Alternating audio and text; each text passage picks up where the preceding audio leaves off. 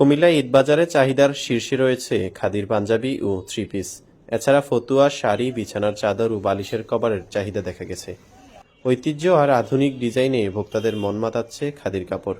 বাজারে বিভিন্ন পণ্যের দাম বাড়লেও বাড়েনি খাদি পোশাকের দাম। কাপড়ের মান ভালো ও রং পাকা হওয়ায় ক্রেতারা খাদিতে ঝুঁকছেন। সূত্রমতে কুমিল্লার খাদি পোশাকের সুখ্যাতি দেশ জুড়ে। কুমিল্লায় আসলে খাদি কাপড় ছাড়া খালি হাতে ফিরছেন এমন লোক কমই পাওয়া যাবে। বর্তমানে কুমিল্লা শহরে খাদির নাম সংযুক্ত দোকান আছে ৪ শতাধিক। নগরীর রাজগঞ্জ বাজারের পশ্চিম দিক থেকে কান্দিরপাড়ের রামঘাটলা পর্যন্ত এসব দোকানের অবস্থান। খাদি কাপড় বিচ্ছিন্নভাবে যাচ্ছে আমেরিকা, ইংল্যান্ড, মধ্যপ্রাচ্য সহ বিভিন্ন দেশে। খাদি কাপড় খুবই ভালো লাগে, আমাদের ফ্যামিলির সবার জন্য নিয়েছি। এই যে আমার বাবার জন্য এটা নিয়েছি, আমার খুব ইচ্ছা ছিল আমার বাবার জন্য আমি নিব।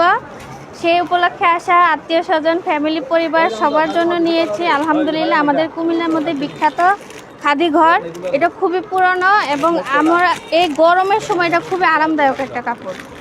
ওই যে ছোটোবেলায় আব্বা নিয়ে আসছে এই দোকানে, তখন আব্বার সাথে এসে কাপড় কিনতাম। তারপরে মনে করেন পাঞ্জাবি, বিছনা চাদর এগুলো আব্বা কিনে দিত।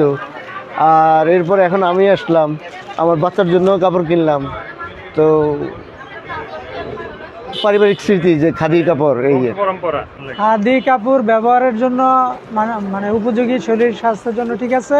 এরপরে এটার কোয়ালিটিও ভালো, আর পরে যথেষ্ট কমফোর্টেবল বোধ করা যায়।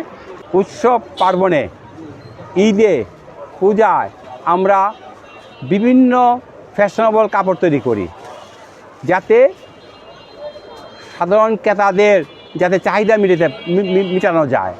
এবং এইটাকে মাথায় রেখে এবারও আমরা এই ঈদে আমরা অনেক কিছু আইটেম বের করেছি। দেশি কাপড় পরবে, দেশি কাপড়, বিদেশি কাপড় আগুন পুড়িয়ে ফেলা হইতো, দোকান বন্ধ করে দেওয়া হইতো। ওই সময় ওই সচেতন মানুষরা চিন্তা করলো যে না, আমরা বিদেশি কাপড় না, দেশি কাপড় পরবো। ওইভাবেই কিন্তু খাদিটা আমাদের দেশে চলে আসে। এবং আপনি দেখছেন যে গান্ধী নিজেও চরকা ঘুরেতেন। এখন